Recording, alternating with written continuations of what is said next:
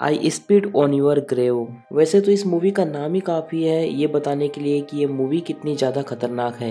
ये मूवी का first part है और सेकंड पार्ट मैंने ऑलरेडी इस चैनल पर एक्सप्लेन कर दिया है, जिसके वीडियो की लिंक आपको डिस्क्रिप्शन बॉक्स में मिल जाएंगी। Now let's explain this movie. Movie की शुरुआत में हमें जेनिफर नाम की लड़की को दिखाया जाता है जो कहानी लिखने के लिए कहीं पर जा रही थी। जेनिफर ने एक जगह पर घर रेंट पर लेके रखा था ताकि वो शांति में जाकर अपनी कहानी लिख सके। रास्ते में जेनिफर गैस भरवाने के लिए गैस स्टेशन पर रुकती है, तभी वहां पर दो बदमाश लड़के उसे दिखाई देते हैं। वो लड़के खतरनाक चाकू से खेल रहे थे। तभी वहां पर काम करने वाला वर्कर वहां की जगह को देखकर बोलता है कि तुम एक अच्छी जगह पर आई हो। तब जेनिफर उसे बताती है कि मैंने यहाँ पर एक घर किराए पर लेके रखा है। इसके बाद जोनी जेनिफर को वहाँ का पता देता है और जेनिफर वहाँ पर पहुँच जाती है। जब जेनिफर वहां पर जाती है तो वो उस केबिन को देखकर बहुत खुश होती है, क्योंकि वो केबिन दिखने में बहुत ज़्यादा सुंदर था। फिर वो अपने सारे कपड़े उतार लेती है और नदी में नहाने के लिए चली जाती है। नदी में नहाकर उसे काफ़ी ज़्यादा मज़ा आता है, इसलिए वो घंटों तक नदी में बिताया करती थी। अब कुछ देर बाद जब जेनिफर घर पर आकर अपना सामान अलमीरा में रख रही होती है, तब उसे वहाँ पर एक गन दिखाई देती है। पहले तो वो थोड़ा घबराती है, लेकिन उसके बाद वो समझ जाती है कि पहले यहाँ पर जो रहते थे ये गन शायद उनकी होंगी, जिसे उन्होंने प्रोटेक्शन के लिए यहाँ पर रखा होगा। तभी यहाँ की डोर बेल बजती है और जब जेनिफर डोर ओपन करती है तो वो देखती है कि यहाँ पर एक डिलीवरी बॉय आया था, जो कि जेनिफर का ऑर्डर किया हुआ सामान यहाँ पर लाया था। उस डिलीवरी बॉय का नाम मैथ्यू था। मैथ्यू देखने में तो काफ़ी बड़ा लग रहा था, लेकिन उसकी बातें बिल्कुल बच्चों की तरह थी। इसके बाद वो जेनिफर से पूछता है कि क्या तुम यहाँ पर अकेले रहती हो। अब मैथ्यू ने ये बात पूछी है, मतलब आप समझ जाओ। बाकी जो लोग नहीं समझे थोड़ा वेट कीजिए, आगे वीडियो में समझ जाओगे। जिस पर जेनिफर बोलती है कि हाँ, मैं यहाँ पर फर्स्ट बुक लिखने के लिए आई हूँ। इसके बाद मैथ्यू अपनी साइकिल उठाता है और वहाँ से जाने लगता है।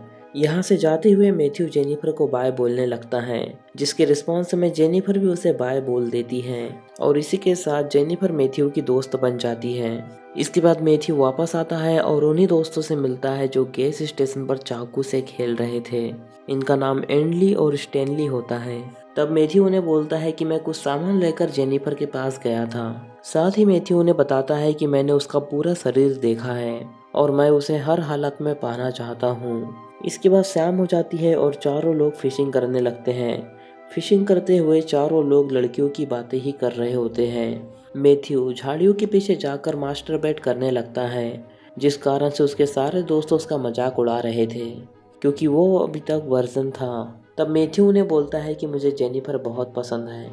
तब ये तीनों लोग जेनिफर को परेशान करने का डिसाइड करते हैं। अगले दिन जेनिफर अपने घर के सामने बैठकर आराम कर रही होती है, तभी वहाँ पर स्टैनली और एंडी आ जाते हैं और वहाँ पर बोट चला चलाकर जेनिफर की शांति को भंग कर देते हैं, जिस कारण से जेनिफर वहाँ से उठकर चली जाती है।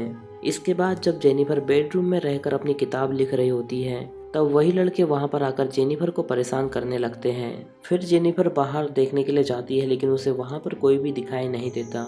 अब जेनिफर उन लड़कों से बहुत ज़्यादा परेशान हो जाती है, क्योंकि जेनिफर यहाँ पर शांति से बुक लिखने के लिए आई थी, लेकिन वो लड़के बार बार जेनिफर की शांति को भंग कर दे रहे थे। जब जेनिफर अपनी बोट पर लेट रही होती है, तब वो तीनों लड़के वहां पर आकर उसे परेशान करने लगते हैं। वो लड़के अपनी बोट से जेनिफर की बोट को पकड़कर उसे बार बार घुमाते हैं। इसके बाद स्टैनली अपनी बोट की रस्सी को उसकी बोट से बांध देता है और नाव चलाने का ऑर्डर दे देता है। यहाँ पर जेनिफर फाइट भी करती है, लेकिन वो लड़के इसे नहीं देखने वाले थे। ये देखकर जेनिफर वहाँ से भागने लगती है और अपनी जान बचा लेती है और वो लड़के इसका पीछा कर रहे होते हैं। जब जेनिफर वहाँ से भागने लगती है तो अचानक से उसके सामने डोनी आ जाता है। जॉनी जेनिफर को एक जोरदार थप्पड़ मारता है और वहीं पर गिरा देता है। इसके बाद वो जेनिफर के पास जाते हैं और अपने अपने कपड़े उतारने लगते हैं। अब जेनिफर भी समझ चुकी थी कि आगे उसके साथ क्या होने वाला है। वो तीनों लड़के जेनिफर के कपड़े फाड़कर उसे बार बार टॉर्चर करते हैं। इसके बाद वो लोग मैथ्यू को बुलाते हैं और मैथ्यू को उसका रेप करने के लिए बोलते हैं। अब मैथ्यू उसकी इस हालत को देखकर उसका रेप नहीं करना चाहता था। इसके बाद जॉनी मैथ्यू को डांटता है और उसका खुद रेप करने लग जाता है। जेनिफर को बहुत ज़्यादा दर्द होने लगा था। वो सभी लोग बारी बारी से उसका रेप करते हैं और वहाँ से जाने लगते हैं। इसके बाद जेनिफर किसी तरह खड़ी होती है और आगे जाने लगती है, लेकिन कुछ दूर आगे जाने के बाद जेनिफर को फिर से वही लड़के दिखाई देते हैं, क्योंकि इनका मन अभी भी नहीं भरा था। जेनिफर उनसे काफ़ी ज़्यादा रिक्वेस्ट करती है और उन्हें बोलती है कि मुझे यहाँ से जाने दो, लेकिन वो जेनिफर की एक भी नहीं सुनते और उसे पत्थर पर लेटाकर उसका रेप करने लगते हैं। जेनिफर को बहुत ज़्यादा दर्द होने लगता है, जिस कारण से वो बहुत ज़ोर से चिल्लाती है। उसका रेप करने के बाद वो तीनों लोग बोट में बैठकर वहाँ से निकल जाते हैं। अब जेनिफर की हालत बहुत ज़्यादा खराब हो गई थी, यहाँ तक कि वो ठीक से चल भी नहीं पा रही थी। लेकिन किसी तरह वो रेंग कर टेलीफोन के पास जाती हैं और पुलिस को कॉल करने लगती हैं। लेकिन तभी पीछे से वो लड़के वहां पर आ जाते हैं और उसका कॉल को डिस्कनेक्ट कर देते हैं। जेनिफर उनसे बार बार बोलने लगती है कि वो लोग उसे छोड़ दे, लेकिन वो लड़के उसकी एक भी बात नहीं सुनते और मैथ्यू को उसका रेप करने के लिए मोटिवेट करने लगते हैं। इसके बाद मैथ्यू भी उन लड़कों की बातों में आकर उसका रेप करने लगता है।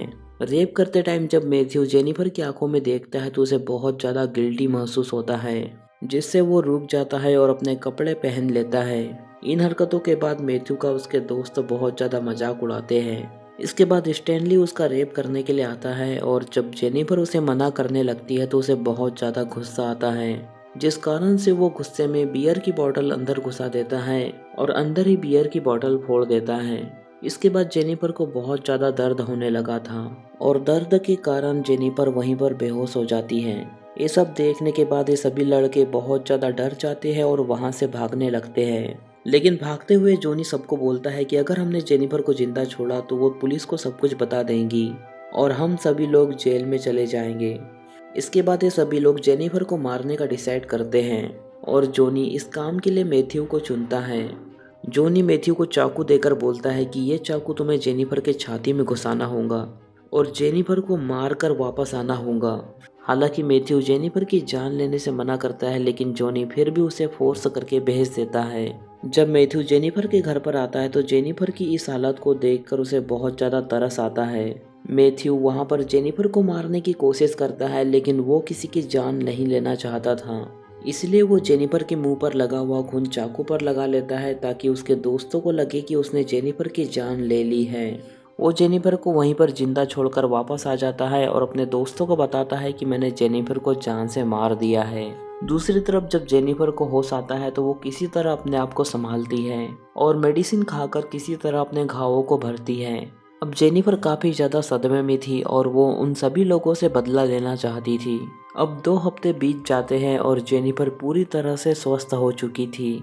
जेनिफर हमेशा बदला लेने के बारे में सोचती थी, क्योंकि वो अंदर ही अंदर बदले की आग में जल रही थी। इसके बाद वो फिर से अपनी कहानी लिखने लगती है, जिसमें वो शायद अपनी ही कहानी लिख रही थी।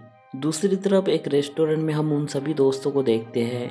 वो सभी लोग आपस में डिस्कस कर रहे थे कि हमें जेनिफर की बॉडी को ठिकाने लगाना होगा, क्योंकि अब तक उसकी लाश पूरी तरह सड़ चुकी होंगी। अगर उसे किसी ने देख लिया तो हम बुरी तरह फंस सकते हैं, इसलिए हमें जल्दी से जल्दी उसकी लाश को ठिकाने लगाना होगा। इसके बाद जोनी मैथ्यू से पूछता है कि तुमने उसे किसी तरह मारा था। तब मैथ्यू उसे बोलता है कि मैंने उस चाकू को उसकी छाती में घुसा दिया था, जिससे उसका काफ़ी ज़्यादा खून निकल रहा था और उसकी मौत हो गई। वो उसे बोलता है कि तुम्हें फिर से जेनिफर के घर पर जाना होगा और उसकी लाश को ठिकाने लगाना होगा। तब जॉनी एंडी और स्टैनली को इस काम के लिए चुनता है और उन्हें वहां पर भेज देता है। जब एंडी और स्टैनली अपनी बोट में बैठकर जेनिफर के घर के पास जाते हैं, तब उन्हें वहां पर जेनिफर बैठी दिखाई देती है। ये देखकर वो लोग समझ जाते हैं कि मैथ्यू ने उनसे बिल्कुल झूठ कहा था। अब ये सुनकर वो लोग बहुत ज़्यादा गुस्सा होते हैं और वापस आकर मैथ्यू को बहुत ज़्यादा पीटते हैं, क्योंकि मैथ्यू की गलती के कारण वो सभी लोग जेल जा सकते थे। अब जेनिफर बदला लेने के लिए तैयार हो जाती है और वो अपने पास एक गन रखती है। इसके बाद वो गैस स्टेशन के पास जाती है और जॉनी पर नज़र रखने लगती है। यहाँ उसे पता चलता है कि जॉनी शादीशुदा है और उसके 2 बच्चे भी हैं। इसके बाद वो मैथ्यू पर भी एक नज़र डालती है। तब वो देखती है कि मैथ्यू डिलीवरी करने के लिए कहीं पर जा रहा है। तभी शॉप का ओनर मैथ्यू को सामान की डिलीवरी करने के लिए बोलता है, यानी कि मैथ्यू को अब सामान डिलीवरी करने के लिए जेनिफर के घर पर जाना होगा। ये सब सुनकर मैथ्यू बहुत ज़्यादा डर जाता है और अपने पास वो एक चाकू रख लेता है। यहाँ पर वो चुपके से अपने पास एक चाकू रख लेता है ताकि वो जेनिफर को मार सके। जब मैथ्यू पार्सल लेकर जेनिफर के पास जाता है तो जेनिफर मुंह फेर कर वहाँ से चली जाती है। जब वो पार्सल लेकर जाता है तो जेनिफर जंगल में जाकर उसे किसी तरह जंगल के अंदर बुलाती है। इसके बाद जेनिफर अपने सारे कपड़े उतार लेती है और उसे बोलती है कि मैं तुम्हें बहुत पसंद करती हूँ। तब मैथ्यू दुखी मन से बोलता है कि मेरा कोई भी दोस्त नहीं है। तब जेनिफर मैथ्यू को बोलती है कि आज से मैं तुम्हारी दोस्त हूँ और तुम जो भी करना चाहते हो आओ कर लो। ये सुनकर मैथ्यू बहुत ज़्यादा खुश हो जाता है और जेनिफर के साथ इंटीमेट होने लगता है। तभी जेनिफर चालाकी से उसके गले में रस्सी लगा देती है और उसे फांसी से लटका देती है। इसके बाद जेनिफर मैथ्यू की साइकिल और उसकी बॉडी को नदी में फेंक देती है ताकि किसी को भी कुछ भी पता ना चले। इसके बाद वो स्टोर में कॉल करती है और उसे पूछती है कि मेरा ऑर्डर अभी तक नहीं पहुंचा है, ताकि उन्हें लगे कि मैथ्यू टाउन छोड़कर चला गया है। इसके बाद वो जॉनी के गैस स्टेशन पर जाती है और उसे सेड्यूस करने की कोशिश करती है। इसके बाद वो उसे अपने गाड़ी में बैठा लेती है। तभी जेनिफर उसे घने जंगल में ले जाकर उसके ऊपर गन पॉइंट कर देती है। वो उससे उसके सारे कपड़े उतारने के लिए बोलती है। तभी वो उसे भड़काने की कोशिश करता है और उसे बोलता है कि तुम हो ही इतनी खूबसूरत कि कोई भी इंसान तुम्हें देखकर छोड़ना नहीं चाहेगा। ये सुनकर जेनिफर वहीं पर पिघल जाती है और गन फेंक देती है। वो जॉनी को अपने साथ अपने घर में नहाने के लिए बोलती है। इसके बाद जेनिफर जॉनी को बताती है कि उसने मैथ्यू को मार डाला है, लेकिन जॉनी उसकी बात को बिल्कुल भी सीरियसली नहीं लेता। जेनिफर पूछती है कि शादीशुदा होने के बावजूद तुमने ऐसा क्यों किया। तभी जॉनी बोलता है कि एक आदमी होता है, उसे कोई भी नहीं बदल सकता। तभी मसाज करते हुए जेनिफर एक चाकू उठाती है और उसके पेनिस को वहीं पर काट देती है।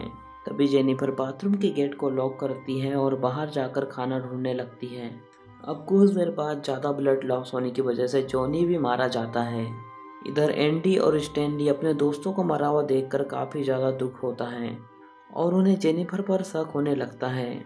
फिर वो दोनों अपनी बोट को लेकर जेनिफर के घर पर जाते हैं, जहां एंडी पहले ही जंगल में छुप जाता है और स्टैनली जेनिफर के पास जाता है ताकि उन्हें पता चल सके कि उनका शक सही है या नहीं।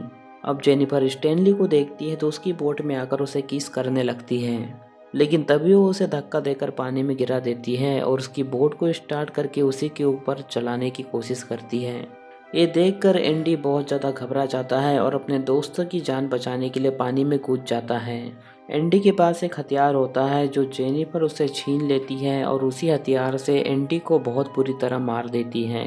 इसके बाद वो स्टैनली के पास आती है। स्टैनली उसकी बोट के पास आकर बोलता है कि प्लीज़ मुझे छोड़ दो, लेकिन जेनिफर उसकी एक भी बात नहीं सुनती और बोट को स्टार्ट कर देती है। बोट को स्टार्ट करते ही स्टैनली का कीमा बन जाता है और इसी के साथ जेनिफर का रिवेंज पूरा होता है।